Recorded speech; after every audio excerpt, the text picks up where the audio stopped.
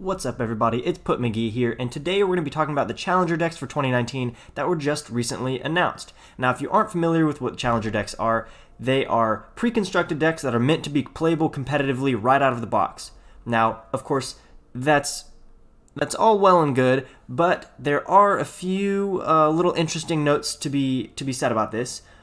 Number one, of course, if you're making a competitive deck, you're going to be including some of the more powerful cards in each standard rotation in those decks. Now, that makes for some very interesting retail or resale versus MSRP values for these decks. We're going to be talking about that, and we're going to be talking about some of the differences in playability out of the box as we get into the video. If the question is, are these decks worth it? The shorter answer is, I believe, yes. A resounding yes. But let's just talk about these as a whole, individually, and then get into the nitty-gritty of prices a little bit later. First, I think it's important to note that some people, after looking at these decks, were saying, ooh, these are a bit outdated, they seem a little bit behind the times, and there is, of course, a reason for this. You could argue with this reasoning, but the lead designer for these Challenger decks does say that these decks were designed around the time of Pro Tour Guilds of Ravnica, so they wouldn't know exactly how Ravnica Allegiance would shake up the format, and even without considering all the powerful cards Ravnica Allegiance has introduced into Standard, the shock lands would open up countless 3-color combinations for Standard. And actually, there are only 10 3-color combinations, but regardless, they decided to stick to guilds and known decks from Guilds of Ravnica.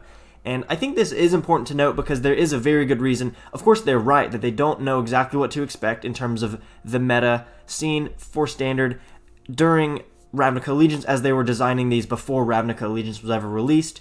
I think it definitely makes sense that they'd be building decks around archetypes that were seen in the Guilds of Ravnica competitive scene. Now, let's take a look at each of these decks individually. First, we have United Assault, a mono-white aggro deck, and this is very similar to a mono-white aggro deck that is still being played in Ravnica Allegiance Standard. At least, it's a deck that I bump into personally on MTG Arena. Of course, it's not exactly the same because it is made with some budgeting constraints, but we're looking at 4 Dauntless Bodyguards, 4 Healer's Hawks, 4 Leonin Vanguards, 4 Skymarcher Aspirants, 4 Ajani's Pridemates, 4 Danto Vanguard, and 4 Beanalish Marshal, along with 1 Hunted Witness. Also, 2 Legion's Landing, 2 History of Benalia, and 3 Conclave Tribunal. I missed 3 Pride of Conquerors. Now, this is a pretty solid deck. Of course, if you were making this as competitive as possible, you'd be running 4 History of Benalias and 4 Legion's Landing and cutting some of the other smaller creatures that you don't really need as much. Of course, this is, as I said, slightly budgeted, so you're not going to get 4 History of Benalias and 4 Legion's Landing straight out of the box. But since aggro is such a good strategy right now, I do think this is one of the more competitive decks. Next is a mono-red, another aggro deck. It's a mono-red lightning aggro, and it has 4 Fanatical Firebrands, 4 Gitu Lava Runners, 4 Runaway Steamkins, 4 Vyoshino Pyromancers, 4 Goblin Chainwheelers, and 1 Rekindling Phoenix. Also, 4 Shocks, 4 Lightning Strikes, 4 Wizard's Lightning, 2 Lava Coil, and a Banefire, and 2 Experimental Frenzies. Now, I think this is pretty interesting because in my opinion, this is probably the best out of the box just because aggro is very hard to deal with, and this is a really strong mono red build right here. If you're wanting to open up the box and beat down your friends, this is probably the one you'd go with if you're the kind of player who enjoys mono red. I am not, but that's up to you, of course, mainly because it has 4 Goblin Chainwheelers and Rekindling Phoenix. Now, Goblin Chainwheeler is one of the better cards in Standard right now, and having a playset of that is very, very strong. Also, if you have a Rekindling Phoenix, that's nice, but that does slow your deck down slightly when you're playing mono red and trying to rush down your opponent, but of course it is a very, very excellent creature. I don't believe this is the best build of mono red that you could achieve right now in Standard, but it's pretty dang good. Next we have a Golgari deck called Deadly Discovery. It's running 1 Vraska Relic Seeker, which I think is the better of the 3 Vraska Planeswalkers that we have right now. It also has 4 Merfolk Branchwalkers, 4 Llanowar Elves, 4 Wildgrowth Walkers, 4 Seeker's Squire, 2 Jadelight Rangers, 3 Ravenous Chupacabras, a Plague Crafter, 2 District Guides, and 3 Golgari Fine Brokers. This is, yes, of course, this is not as good as the Sultai Midrange build that we're seeing currently on MTG Arena Standard, or that we're seeing currently in the Ravnica Allegiance competitive scene, but it is comparable to competitive Golgari decks that we were seeing just a little while ago in Guilds of Ravnica. It's the only Challenger deck that's running a Planeswalker, and it has, I believe, the most removal, with 4 Cast Downs and 3 Eldest Reborns, and 2 Find Finalities in the main board.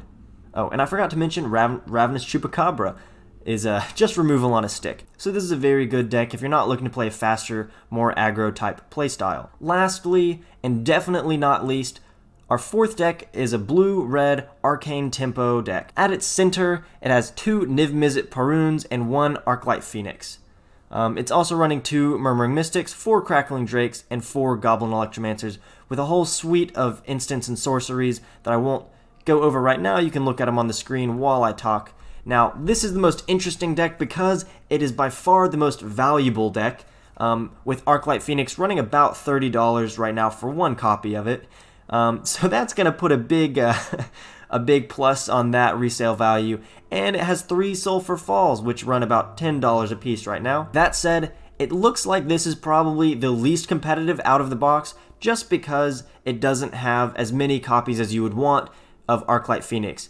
In my opinion, if you're going to be playing an Arclight Phoenix deck, you're going to have 4 copies of Arclight Phoenix and really hone in on that mechanic. That is not, of course, to say that this deck is not good at all. It's definitely going to be just fine, but you probably will have trouble beating the faster aggro decks, just because this one takes a little bit longer to get rolling. Now that we've talked about each deck individually, let's take a look at a tweet from Saffron Olive about each of these decks' resale values. The Challenger decks are listed at $29.99 MSRP, though I've heard that it will be difficult to find this price at your local game store. Of course, at Target and Walmart, you will be able to find that, though you'd probably be better off pre-ordering just because these kinds of things tend to run out pretty quick once they hit the shelves.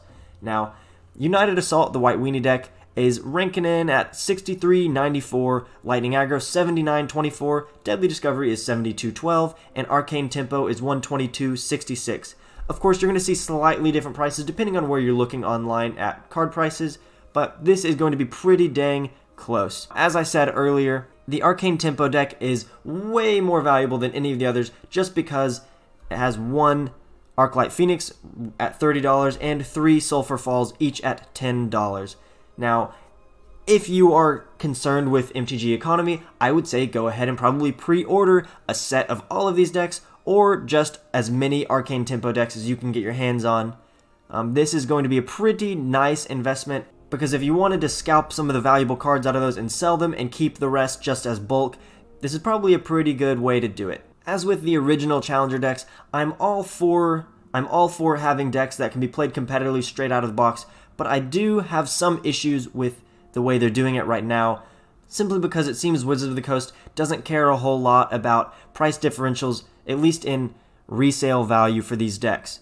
Now, if I were them, I would be trying to keep them as close to the same as possible, so we don't run into issues where people are going to be buying out all of the Arcane Tempo decks just for their resale value, rather than taking them as they are and playing them out of the box as they're supposed to be. Of course, if you enjoy the Magic economy more than you enjoy playing, I suppose that is your prerogative to do that, but it does seem a little bit unfortunate that the entire purpose of these decks is to be played out of the box, but the main conversation we end up having is, what is their resale value? What are the cards in them worth? How can I make money off of this? I'm not saying by any means that it's bad to resell cards. I am always paying attention to the prices of cards. I find that really interesting. I find it very enjoyable to try to turn around values on cards and at least make back what I spent on it. But again, my one complaint is that I wish they would try to keep these differences in price pretty slim. A price difference from $63.94 to $79.24 is not a huge difference. While it is $16, it's substantial, but it's not even close to $63.94 to $122.66, showing that Arcane Tempo is about twice the value of the United Assault deck. I do agree with Saffron Olive here. You should probably pre-order Arcane Tempo if you can find it for near the $29.99 MSRP. All of these decks' resale values are currently valued well over MSRP, though of course once these decks are actually released that will drop some. But particularly with the Arcane Tempo deck, it is valued so much higher than MSRP that price drop is not really going to hit you too hard, I don't think. But all I will say is, good luck happy hunting. I don't have a whole lot more to add, but if you have discussion, comments, questions, or suggestions, please leave them in the comments section, and if you enjoyed this video, feel free to drop a like on it, and have a blessed day.